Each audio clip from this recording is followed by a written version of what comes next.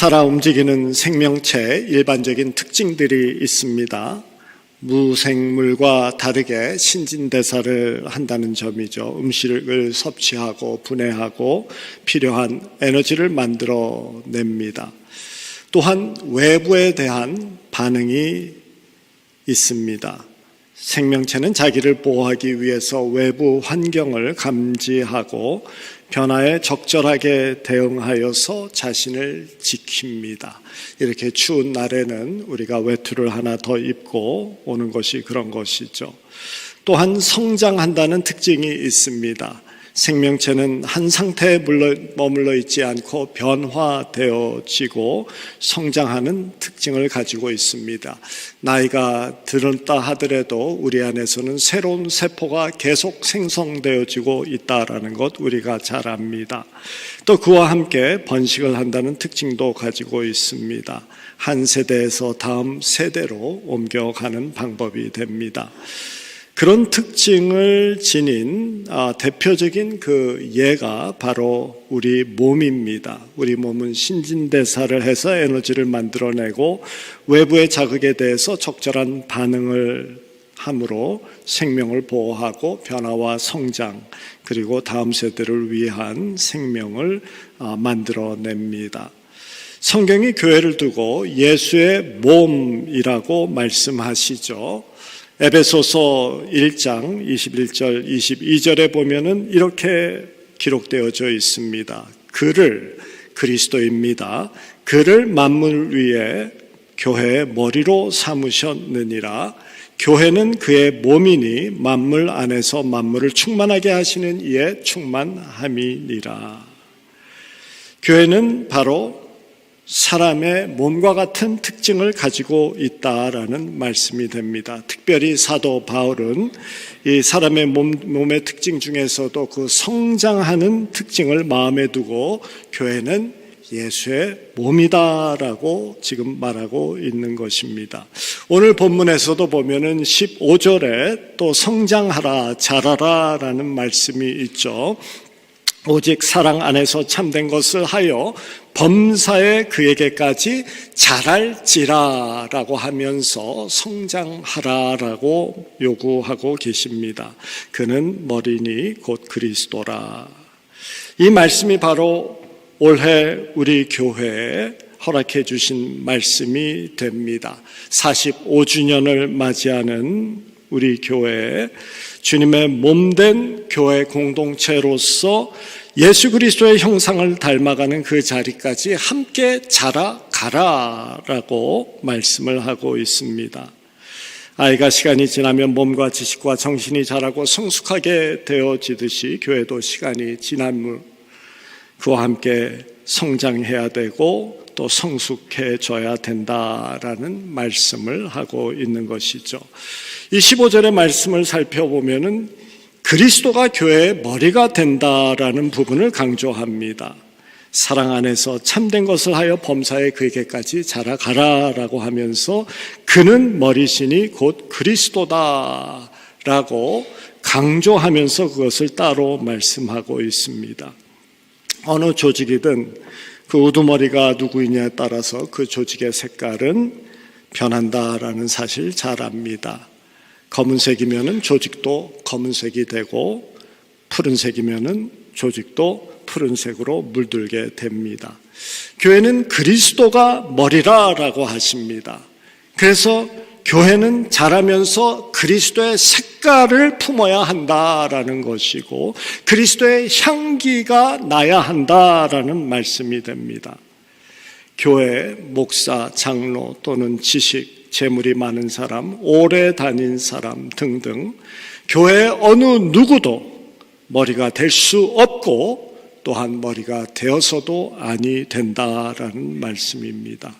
예수의 몸인 교회가 병드는 가장 큰 이유는 일반적으로 교회의 머리가 그리스도가 아니라 사람이 교회의 머리가 되려고 할 때 병이 들게 됩니다. 우리가 이것을 기억하고 주님만을 교회의 머리로 인정하는 저희들 되기를 바랍니다. 교회가 병들지 않고 건강하게 지켜지기 위해서 만든 것이 교회의 헌법이라는 것이 있습니다. 교단의 헌법이 있죠. 저희가 속해 있는 미 장로교는 1706년에 시작되어진 노예 모임으로부터 시작되어졌는데요. 그렇게 보면 지난 317년 동안이나 이렇게 유지되어졌던 그런 교단의 헌법이 있습니다. 그런데 그 헌법을 보면은 제1장입니다. 제1장 첫 장에 명확하게 명시되어져 있는 것이 있는데 그것이 바로 예수 그리스도는 교회의 머리시다라는 이 말씀이 헌법 제1 장에 나와 있습니다. 그리고 그 아래에 조금 설명을 하는 의미에서 그 다음에 뭐라고 써 있느냐면은 그리스도의 권위라고 쓴 다음에 그리스도를 죽은 자들 가운데서 일으키셨고 모든 통치와 권세 위에 두신 전능하신 하나님께서는 이 세대뿐만 아니라 또한 오는 세대에서도 하늘과 땅에 있는 모든 권세를 다 예수 그리스도에게 주셨다라고 기록하고 있고 그 다음에 A라는 부분에 뭐라고 정확하게 쓰여져 있냐면은 하나님께서는 만물을 예수 그리스도의 주권 아래 두셨으며 예수 그리스도를 그의 몸 된 교회의 머리가 되게 하셨다라는 이 말씀이 첫 장에 쓰여져 있습니다. 이것부터 알고 시작하라라는 것입니다. 이것이 최우선 되어짐을 말씀하는 것이죠. 한마디로 예수 그리스도가 교회의 권위이고 교회의 주인 되어주시며 교회의 주권자 되어주신다라는 선포입니다. 이것을 분명히 하고 교인들이 함께 나아갈 때 교회가 교회다워집니다. 인간의 모임이 아닌 하나님의 백성의 모임이 되어지는 것이죠. 그래서 교회의 모든 지체들, 이것은 목회자들도 포함되어지는 모든 지체는 머리 되시는 그리스도 중심으로 서야 되고 그리스도와 연결되어져 있음에 노력을 해야 합니다. 머리와 연결되어져 있고 그것이 망가지면은 그러면은 살아있어도 살아있지 못한 경우가 되는 것 아니겠습니까?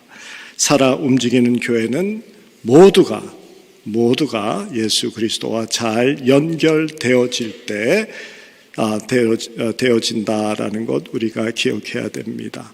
교회의 머리는 그리스도다라는 이 사실을 늘 기억하고 머리 대신 그리스도에게 꼭 붙어서 연결되어져 있는 저희들 돼야 됩니다. 예배를 통해서 말씀과 기도를 통해서 성도와의 그 따뜻한 교제를 통하여서 그리스도에게 든든하게 연결되어지는 우리들 되기를 주님의 이름으로 축원합니다.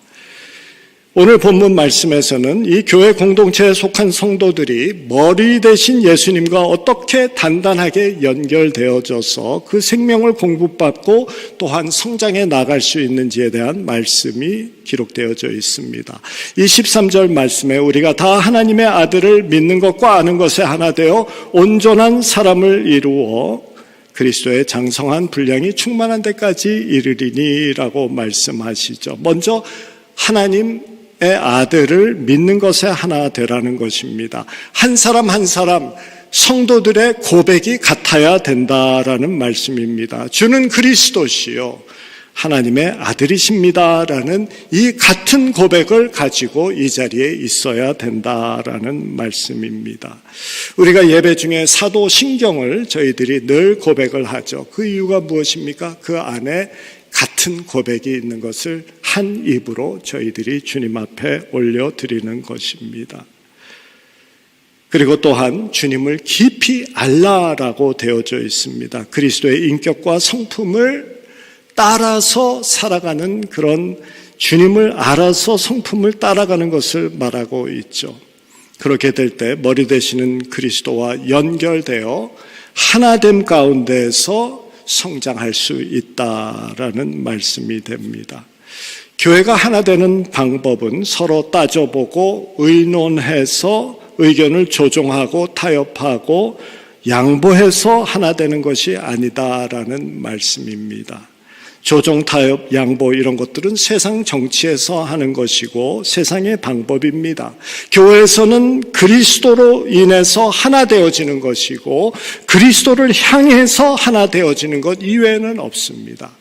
쇳가루를 뿌려놓고 그 가운데 자석을 탁 놓으면 자석을 향해서 모든 쇳가루가 차렷하고 줄을 서서 중심을 향해서 있듯이 예수를 향하여서 모두 차렷되어서 예수님만 향해서 있을 때 교회는 하나 되어진다라고 말씀합니다. 올해 45주년을 맞이하는 우리 교회가 됩니다. 참 여태껏 지켜주시고 이끌어주신 하나님께 감사, 찬송, 영광 돌립니다. 그러면서 저희들 45주년을 맞이하여서 몇 가지 행사들을 계획하고 있습니다. 특별히 이제 여러분들도 하면은 오른쪽에 있는 저쪽에 있는 문이 보이시죠? 거기가 이제 로뎀이라는 그 방이 거기에 크게 있는데 그 안에 현재는 특별하게 사용하는 것은 없습니다. 근데 우리 목회일지 지난주 목회일지에 여러분들하고 함께 나누었듯이 그것을 잘 정리하고 예쁘게 가꾸어서 거기를 메모리얼 룸으로 만들고 우리 교회에서 함께 신앙생활을 하며 이렇게 교회를 섬기다가 먼저 하나님의 부르심에 따라서 떠나신 우리 신앙의 선배들을 그곳에 모실 계획입니다. 그래서 거기에 이름 이렇게 하나씩 성함을 둘 그런 계획도 가지고 있고 그것 이외에도 한 5-6가지의 그런 행사를 가지면서 이 45주년을 주님 앞에 감사하는 그러한 시간으로 그럼 함께 하기를 원합니다. 이러한 행사들을 통해서 우리가 함께 주님 앞에 나아갈 것입니다. 함께 자라가기를 원합니다. 이런 행사들을 통해서 성도 한 사람 한 사람이 주님을 더 깊이 알아가게 되고 주님을 더 신뢰하게 되어지고 주님과 더 연결되어지고 성도 간에 더 함께 연결되어져서 자라가는 그러한 은혜를 입기를 원합니다. 우리가 다른 방법으로 하나 되어지지 않습니다. 우리는 오직 주님을 중심으로 주님 믿는 그 고백 안에서 또한 주님을 더 알아가며 따라감을 통해서 우리가 하나 되어지는 것입니다. 우리가 비슷한 사람 이런 거 따질 것이 아니라 오직 주님과 같이 되어지기를 원하는 그 마음, 주님을 섬기기를 원하는 그 마음에서 저희는 하나 되어질 것입니다.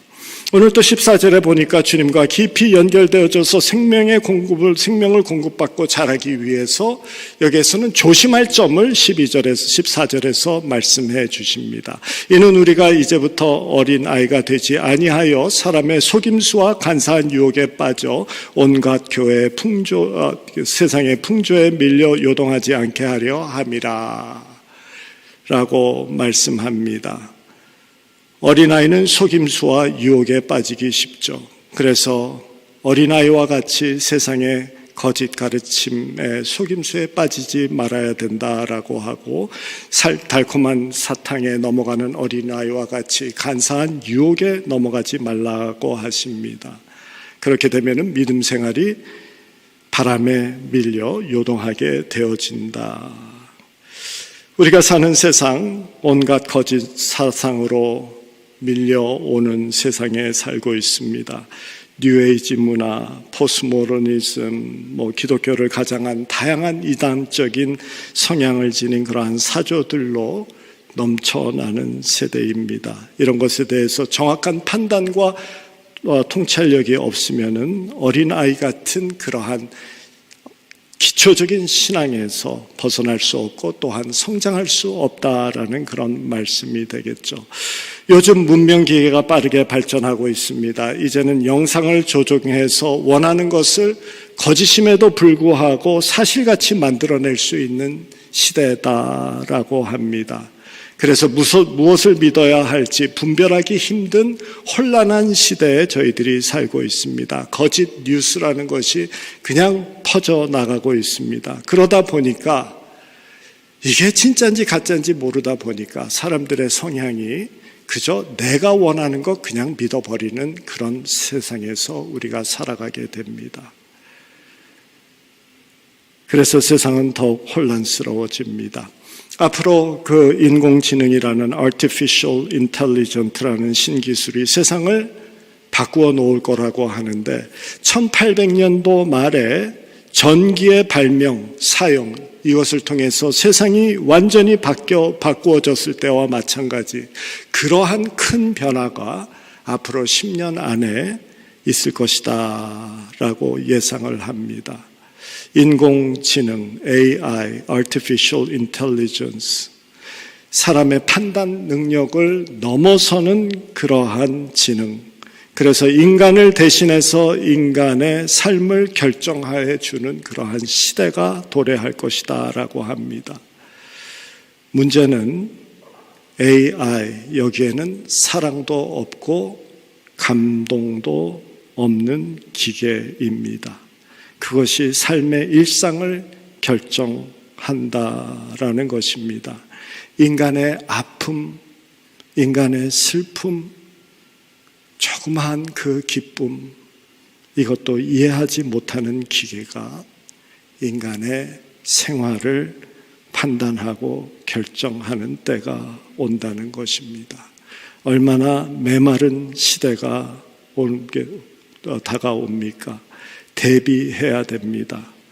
인간은 지식이 모자라서 망하는 것이 아니라 사랑이 모자라서 망했던 것이 그것을 역사가 우리에게 가르치고 있기 때문입니다. 지금 세상은 지식은 가속도가 붙어서 팽창하고 있는데 사랑은 식고 사라져 버리는 그러한 세상이 되어지고 있습니다. 거짓이 넘치고 사랑이 점점 없어지는 그러한 시대를 우리가 맞이합니다.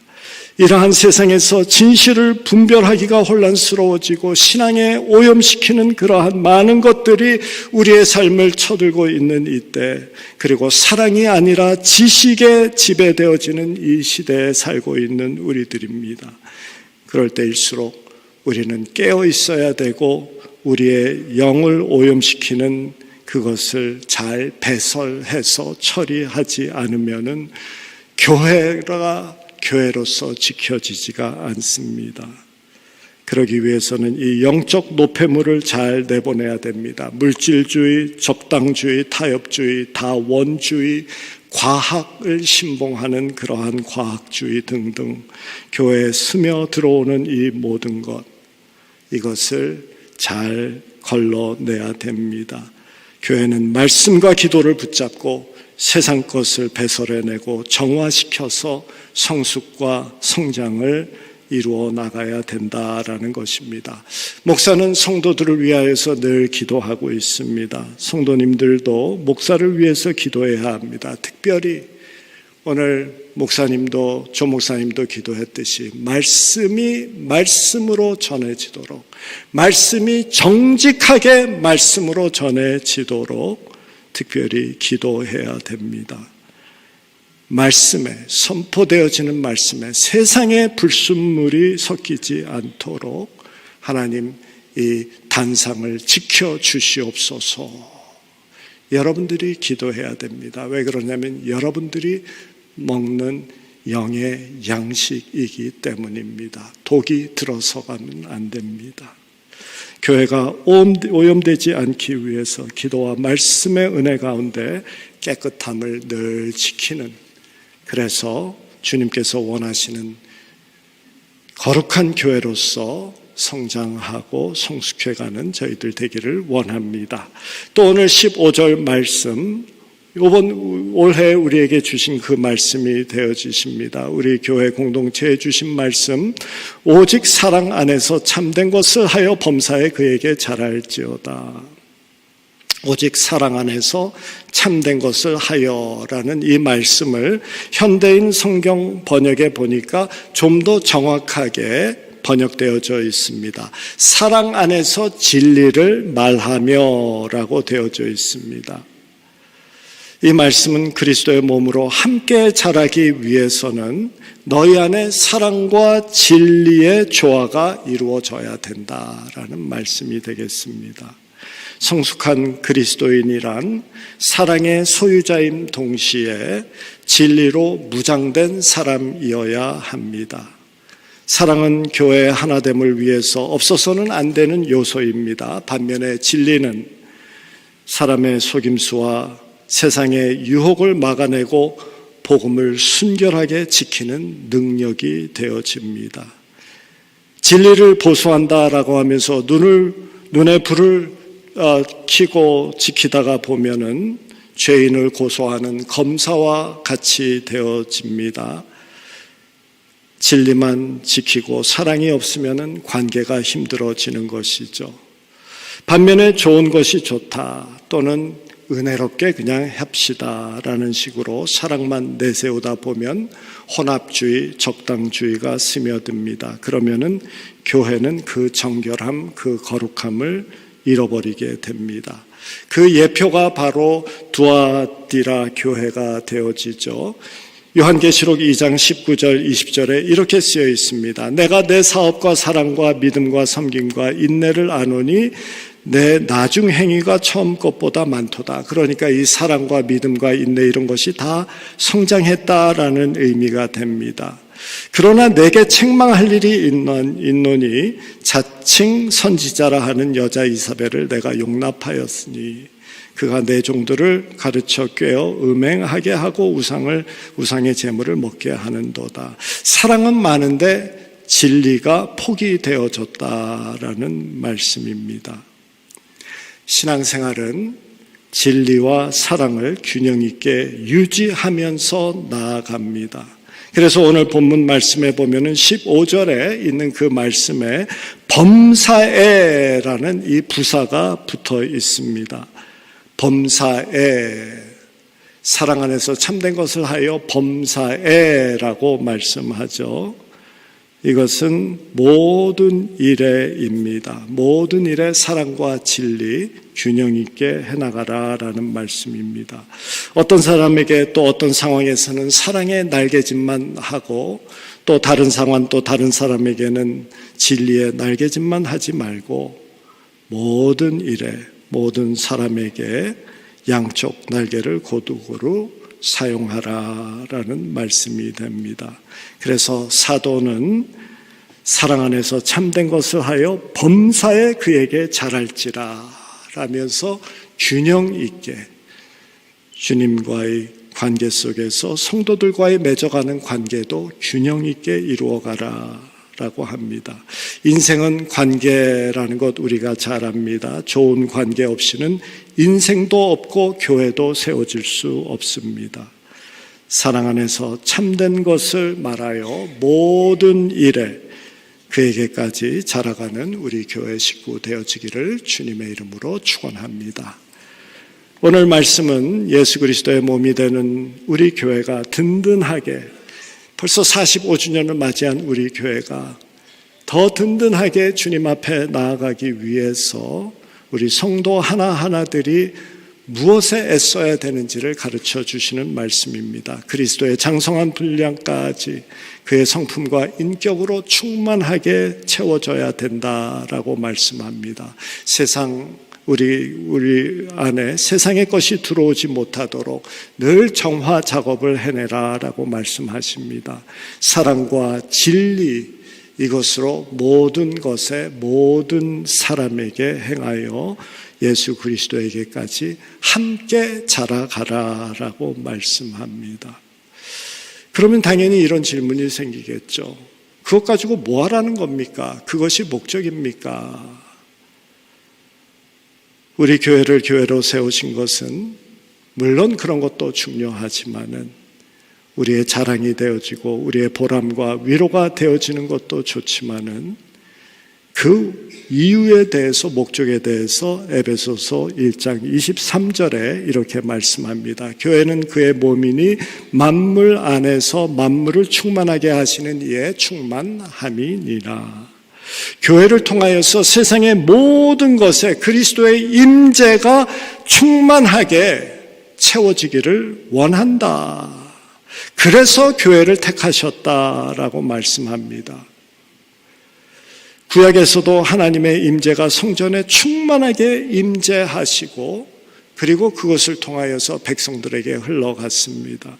오순절 다락방에서 기도하던 120명의 성도들에게 성령의 하나님의 임재하심이 충만하였고 그것으로부터 시작해서 예루살렘과 유다와 사마리아와 땅끝까지 복음이 흘러 넘쳤습니다. 이 시대의 교회들을 든든히 세우시기를 원하시는 이유는 그리스도의 임재가 세상 만물에 충만해지기를 원하시는 것이다 라는 말씀입니다. 교회가 그리스도의 임재하심으로 충만하게 되어져서 그 임재의 충만하심이 세상으로 넘쳐 흘러서 세상도 그리스도의 임재로 충만하게 되어지는 그 날을 하나님께서 보고 계신 것입니다. 에스겔서 47장의 말씀이 기억납니다. 에스겔 선지자가 하나님의 말씀과 환상을 보았습니다. 암울한 시대에 살고 있던, 정말 어두운 그곳에서 살고 있던 그 시대의 선지자가 받은 환상, 성전에 이끌려 갑니다. 그리고 제단을 보니 제단에서 물이 흘러나오는 것을 보는데 그 물은 제단에서 넘쳐서 동편 문으로 스며 들어가서 밖으로 흘러나가기 시작합니다. 그리고 동쪽에서 흘러 조그만 시내를 이루더니 점점 더 크게, 더 넓게, 더 깊어집니다. 사람이 능히 헤엄칠만 하고 또한 사람이 건너지 못할 큰 강이 되어지고 바다로 흘러나가는 그 모습. 그런데 그 물 주위에 흐르는 주변에는 과실나무가 생기기 시작합니다. 여러 나무들이 번성하고 그리고 강 안에 물고기와 생물이 심히 많았다라고 하면서 그 물이 흐르는 곳에 생명이 회복되어지고 그 땅이 살아나는 것을 보게 됩니다. 하나님의 전으로부터 시작되어진 그 생수가 그것으로 인하여서 세상에 생명이 넘쳐나게 되어지는 환상이었습니다. 주님의 임재가 충만한 곳에는 생명의 힘이 넘쳐나는 것입니다. 45주년을 맞이하는 우리 교회가 예수 그리스도까지 자라나서 그 생명을 나누는 교회 되기를 원합니다. 사망의 힘에서 나오는 거짓, 미움, 아픔, 질병, 약함, 어둠, 부패, 폭력, 갈등, 이러한 것이 넘치는 이 세상, 생명의 구체적인 모습이 되어지는 사랑과 진실과 치유와 밝음, 정결한 깨끗함, 평화, 화해, 웃음, 용서, 정의, 공평을 세상에 넘쳐 흐르게 하는 우리 교회가 되기를 주님의 이름으로 축원합니다. 하나님의 임재하심이 물이 바다를 덮음같이 세상을 덮게 하여 하나님의 영광이 드러나는 우리 교회 되기를 주님의 이름으로 축원합니다.